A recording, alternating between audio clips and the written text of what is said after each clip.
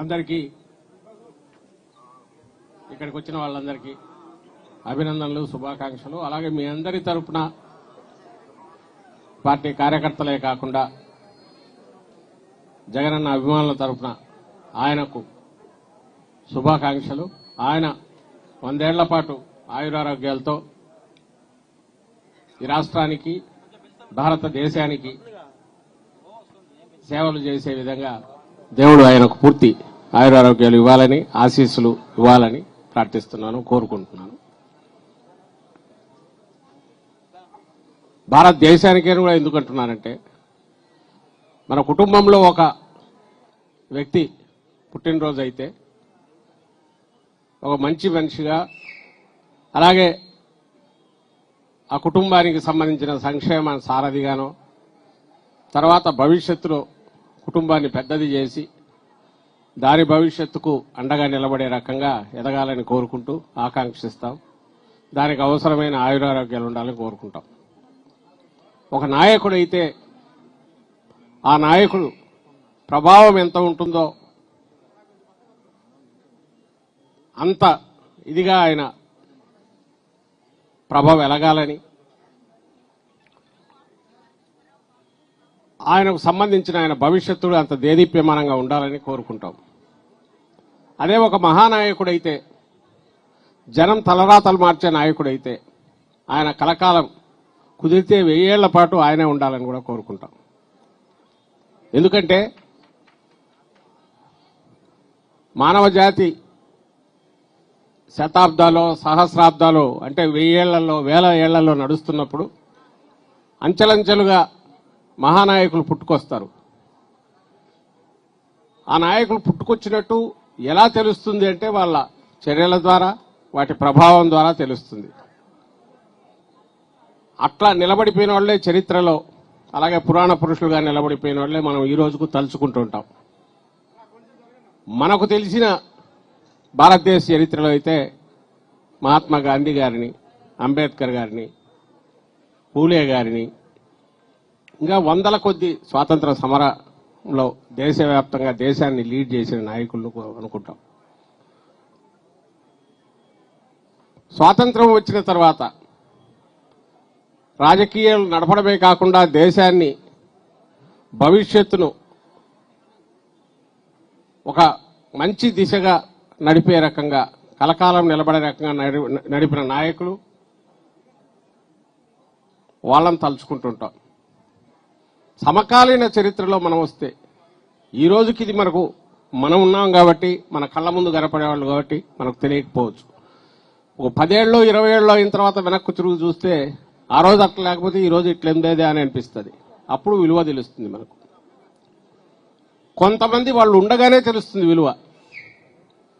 అలాంటి వాళ్లల్లో అరుదుగా కనపడే వాళ్లలో రాజశేఖర రెడ్డి గారు, వైఎస్ రాజశేఖర రెడ్డి గారు ఒకరైతే, ఈరోజు మనం అడుగులో అడుగు వేస్తున్న, మనం ఎవరితో అయితే కలిసి అడుగు వేస్తున్నామో ఆ నాయకుడు అలాంటి మహానేత కావడం అనేది, మన జననేత జగన్మోహన్ రెడ్డి గారు కావడం అనేది మన అదృష్టంగా మనం భావించాలి. నేను ఎందుకంటున్నానంటే, ఏ పార్టీ, మనది రాజకీయ పార్టీ, రాజకీయ పార్టీ అయినాక ఖచ్చితంగా ఎవరు రాజకీయ పార్టీ వాళ్ళ నాయకులను వాళ్ళు పొగుడుకుంటారు. కానీ తల ఎగరేసి సగర్వంగా పొగుడుకోగలిగిన నాయకుడు ఎవరైనా ఉన్నారంటే జగన్మోహన్ రెడ్డి గారు అవుతారు. మనమేదో మన నాయకుడు కాబట్టి పొగడమో, ఈయన నమ్ముకుంటే 4 సీట్లు వస్తాయో, 4 పదవులు వస్తాయో కాదు. ఎందుకంటే ఈరోజు లేవు. బహుశా ఇంత ఎన్నికల పరంగా ఇంత అన్యాయమైన దాంట్లో, అంత ఊవెత్తున హిమాలయాలంత ఎత్తుకుపోయి, ఇంత అట్టడుక్కు మళ్ళీపోయి కూడా సగర్వంగా చెప్పుకోగలుగుతున్నామంటే ఒకే ఒక కారణం ఏదంటే, ఆయన 5 ఏళ్లలో 5 దశాబ్దాల్లో జరగాల్సిన దాన్ని చూపించారు కాబట్టి జగన్మోహన్ రెడ్డి. రాష్ట్రాన్ని ఒకేసారి అన్ని రంగాల్లో సరైన ప్రణాళిక చేస్తే, నిజమైన అభివృద్ధి అంటే ప్రజల అభివృద్ధి, ప్రజల అభ్యుదయం, అన్ని వర్గాల ప్రజలు వాళ్ళ ఆదాయాలు పెరగడం, వాళ్ళ తలరాతలు వాళ్ళు రాసుకునేట్టు చూడగలగడం, ఇది ప్రణాళికాబద్ధంగా జరగడం. ఏముంది, అప్పులు చేసేసి లక్షల కోట్లు తెచ్చి పని చేయనా చేయొచ్చు, అట్లా చేయలా. 5 ఏళ్లలోనే మనందరికీ తెలుసు, రోజు మనం తలుచుకుంటూనే ఉంటాం. పేద పిల్లలే కాదు, దిగువ మధ్య తరగతి వాళ్ళు కాదు, మధ్య తరగతి వాళ్ళు కాదు, ఎవరైనా సరే మేము ఏపీ నుంచి వచ్చాం, మాకు మంచి ప్రభుత్వం ఉంది, మంచి పాలకుడు ఉన్నాడని చెప్పుకోగలిగిన ప్రభుత్వం 19-24 మధ్య మనం ఇచ్చామా లేదా అంటే ఇచ్చాము. 100కు 100% అని చెప్పుకొని సగర్వంగా చెప్పుకోగలిగిన పరిస్థితిలో మనం ఈరోజు ఉన్నాం. కాబట్టే 24లో ఇంత ఇదిగా ఎన్నికల్లో పడిన తర్వాత కూడా ఈ ఏడాదిన్నరలోనే ఎన్నికల్లో ఓడిపోయిన వారం తర్వాత మొదలుపెట్టి ఎక్కడ ఈ ప్రభుత్వం, చంద్రబాబు నాయుడు గారి ప్రభుత్వం, ఈ కూటమి ప్రభుత్వం తప్పులు చేసిన నిలదీయగలుగుతున్నాం. లక్షలాది మంది రోడ్ల మీదకి వస్తున్నారు. నాయకుడు మన ముందుండే నడుపుతున్నాడు, ఎక్కడా వెనకడుగు వేయట్లేదు. ఎందుకంటే ఎన్నికలే పరమావధి కాదు, ఎన్నికలు ఒక పార్ట్ మాత్రమే. నిజమైన రాజకీయ పార్టీ, ప్రజల పక్షాన ఉండే పార్టీ దేనికైనా ఎన్నికలు ఒక పరీక్షలు లాంటివి వస్తుంటాయి. అవే గీటురాయి, అది లేకపోతే దుకాణం బంద్ చేయాలని కాదు. చేసిన వాళ్ళు చాలా మంది ఉన్నారు, చేసుకుంటూ పోతున్నారు కూడా. అంటే దానికోసం ఏదైనా ఎంత దిగజారి అయినా సరే ఎన్నికల్లో ఎట్టోట నెగ్గాలనుకునే రాజకీయ పార్టీలు ఉన్నాయి, అదే రాజకీయం అనుకునే వాళ్ళు ఉన్నారు.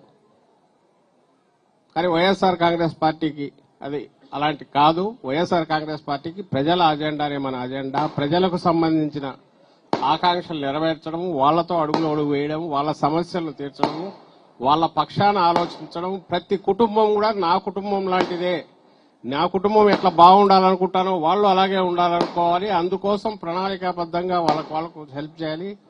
వాళ్ళంతటా వాళ్ళ తలరాత మార్చుకునే రకంగా వాళ్ళ కాళ్ల మీద వాళ్ళు నిలబెట్టాలని జగన్మోహన్ రెడ్డి గారు ఏదైతే అనుకుంటున్నారో దానికి అనుగుణంగా ఈ పార్టీని అతి తక్కువ కాలంలోనే తీర్చిదిద్దారు వైఎస్ఆర్ కాంగ్రెస్ పార్టీ. అందుకే ఇది ఒక క్రమశిక్షణ కలిగిన పార్టీగా ఎన్నికల్లో జయాపజయాలతో సంబంధం లేకుండా ప్రజల పక్షాన్ని నిలబడింది. మనందరం నిలబడాం.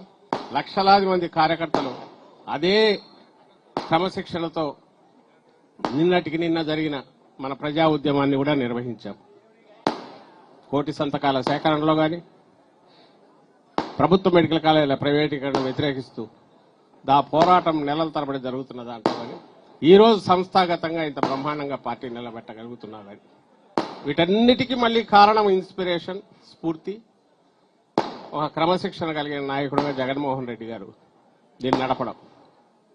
ఏమాత్రం చెల్లించలే. 14లో అధికారంలోకి వస్తామనుకున్నాం, అలా చెల్లించలే. ఆ తర్వాత చంద్రబాబు నాయుడు కుట్రలతో అందరినీ లాక్కుని సంతలో పశువులు నెట్టుకుంటూ పోయినాడు ఎమ్మెల్యేలు, అయినా ఆయన చెల్లించలే. నంద్యాలలో సకల శక్తులు ఒడ్డి వాళ్ళను బై ఎలక్షన్లో ఇచ్చేశారు, అయినా చెల్లించాలి. ప్రజలున్నారు, ప్రజల కోసం నిలబడినాము, ఇది ఒక పార్ట్ ఆఫ్ మన జర్నీ ప్రస్థానంలో అనుకున్నారు. ఆ తర్వాత 19లో మనం ఏం చూపించాం. అండ్ మేనిఫెస్టోకు నిజమైన అర్థం కల్పిస్తూ అబద్ధ హామీలు ఎన్నైనా చెప్పిండొచ్చు, ఆ రోజు చెప్పలా, 24లో చెప్పలా. 19లో ఏది చేయగలిగాడో చెప్పాడు. 99 మనం మార్కులు వేసుకున్నాం. కాదని అనగలిగిన ఇది ఎవరికి లేదు. 99.5% అంటే 99.5% మేనిఫెస్టో ఇంప్లిమెంట్ చేశాం. సగర్వంగా చెప్పుకోగలిగాం. దేశంలో బహుశా ఏ రాజకీయ పార్టీ కూడా ఎన్నికలు కాగానే, గెలవగానే, అధికారంలోకి రాగానే మేనిఫెస్టో నాకు భగవద్గీత, బైబిల్, ఖురాన్ అని చెప్పి, నాకే కాదు మీ అందరికీ కూడా అది ఉండాలని పార్టీ నాయకులకు చెప్పడమే కాకుండా ప్రభుత్వ యంత్రాంగానికి కింది వరకు అవి ప్రింట్ చేసి జనం వచ్చి చూసుకుని వాళ్లే ఆడిట్ చేసుకోగలిగేట్లు పెట్టిన రాజకీయ పార్టీ కానీ, నాయకుడు కానీ, ఆ ప్రభుత్వం కానీ ఇంతవరకు దేశంలో లేదు. ఒక్క వైఎస్ఆర్ కాంగ్రెస్ పార్టీ అంటే మళ్ళీ జగన్మోహన్ రెడ్డి గారి ఏ ధైర్యంతో ఆయన చేశారంటే తను చేయగలిగినవి మాత్రమే చెప్పాడు. ఈరోజు చేసి వీళ్ళు చెప్తున్నట్టు చెప్పొచ్చు, ఏది చేయకుండా అన్ని చేసేమని కూడా చెప్పచ్చు, that is a different issue. But చెప్పింది చేయడమే కాకుండా చెప్పిన దానికంటే ఎక్కువ చేసి ప్రతిదీ టిక్కులు పెడుతూ ఇది పూర్తి చేశాను ఈరోజు చూడండి అని చెప్తూ పాలన సాగించిన ముఖ్యమంత్రి ఎవరంటే జగన్మోహన్ రెడ్డి గారు చేశారు. ఇది మనం సగర్వంగా చెప్పుకునేది. కాబట్టి ఈ రోజు మళ్ళీ నెక్స్ట్ 3 ఏళ్ల తర్వాత ఎన్నికలు వస్తాయి. ఈ జర్నీ సాగుతుంది.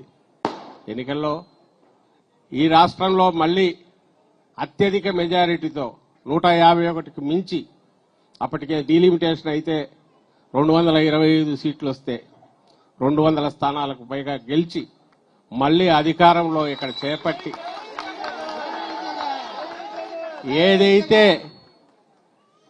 5 ఏళ్లలో 15-20 ఏళ్ల ముందుకు రాష్ట్రాన్ని తీసుకెళ్లగలిగిన జగన్మోహన్ రెడ్డి గారి పాలన నుంచి ఈరోజు మళ్లీ దాన్ని 15 ఏళ్లు వెనక్కు తీసుకుపోతున్న చంద్రబాబు నాయుడు కళ్ల ముందు చేస్తూ అక్కుపోతుంటే చీకట్లోకి దాన్ని మళ్లీ ఒక 30 ఏళ్లు ముందుకు తీసుకుపోగలిగిన మన పాలన జగన్మోహన్ రెడ్డి గారి పాలన ప్రజలు తెచ్చుకుంటారు. మనం చేయాల్సింది ఏంటంటే ఆ ప్రజల్లో ఉండడం. మనం చేయాల్సింది ఆ ప్రజల్లో ఉండడం, క్రమశిక్షణ కలిగిన సంస్థాగత నిర్మాణం పూర్తి చేసుకుని పార్టీ ఎప్పుడు ప్రజలకు అందుబాటులో ఉంటుందంటూ ప్రజల్లో ఉంటూ జగన్మోహన్ రెడ్డి గారి